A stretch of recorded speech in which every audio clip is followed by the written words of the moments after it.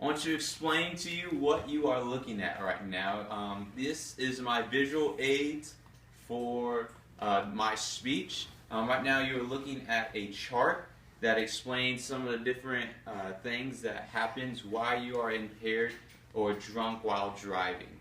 And so I just wanted to explain that before we start the speech. Today I want to save someone's life. My goal here today is that at the end of today, at the end of this speech, that those who have heard and those who have listened to my speech will make a pledge to never drink and drive. There are 3 important subjects I want to share with you today that will help you understand this problem and hopefully save someone's life. First, I want to tell you the truth and the realness of drinking and driving, and why it is so serious and deadly. Secondly, I want to share with you how this problem impacts college students just like us, and college students around the nation. And lastly, I want to equip you with ways that you will be able to avoid this problem and ways that you can raise awareness. First, I want to share with you the realness of this problem and show you just how much it truly kills. In 2013, the Semi-Truck Accident Center did a survey and found out that the leading cause of death between 15 and 24-year-olds is drinking and driving. That regardless of all the diseases out there, all the things that can kill us, all the accidents that do happen on a normal basis, the leading cause, the main reason why 15 and 24-year-olds die in this nation is because of drinking and driving. The University of Oregon has data that explains that over 2 million college students this year alone will drink and drive. Whether they admit it or not, whether they're caught or not, this is just an estimate that about 2 million students will get behind the wheel after having alcohol. And just to put that in perspective, these are students that may or may have not been driving for long. So inexperienced students getting behind maybe a vehicle that weighs a ton. And for me, this issue is actually talked about quite often. My sister, who is a state trooper, has informed me and has shown me things that have ultimately changed my perspective on this. Showing me pictures and sharing stories with me about students and kids and innocent people dying because of drinking and driving.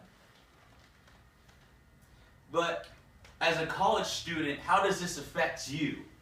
Well, let me explain. If you didn't get it from the very first statistic, 15 to 24, that goes into college age. But the college drinking prevention website shares that 31% of students in college will abuse alcohol daily. That daily they will have over amount of alcohol that someone should. Therefore, obviously, this is a time of our lives where some of you may be able to be 21 and may be able to buy alcohol, may be able to purchase this legally. Also, there's parties in college. There's events where there's alcohol served. Alcohol is going to be around you in college almost everywhere you go. And it's just the realness, and it's just reality. But my focus isn't, is drinking bad or is it wrong? No. My focus is when we drink, are we getting behind the wheel? And obviously, as a college student, this impacts you. Maybe more than anyone in the nation. Lastly, I want to point your attention that every statistic that I have given you runs through the ages of college students, and there is absolutely no doubt that this is a problem that us as students are facing. Lastly, I want to share with you how we can avoid this problem. How can we avoid deaths? How can we avoid, 2,000 students dying this year alone?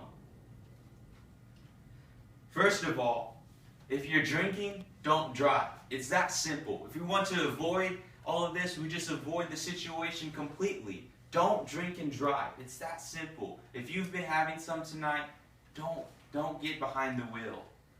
Secondly, have a plan.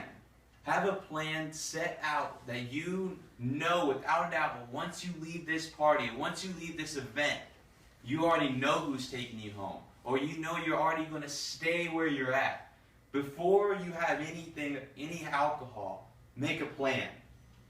The DUI Foundation of Prevention states that the best way to avoid alcohol is 1, have a plan, 2, have a buddy, and 3, have people who care about you.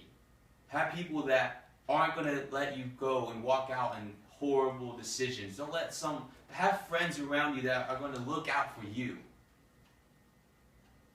So today, after hearing all this, after hearing the amount of deaths that happen in our nation, hearing the amount of people that have fallen and that have passed away, and hearing the realness of this issue, today I want to give you an opportunity. I want you to be able to stand up with me and to make a pledge that today, if you truly care about your life and truly care about your future, I want to give you the opportunity to pledge that you will never drink and drive. Thank you.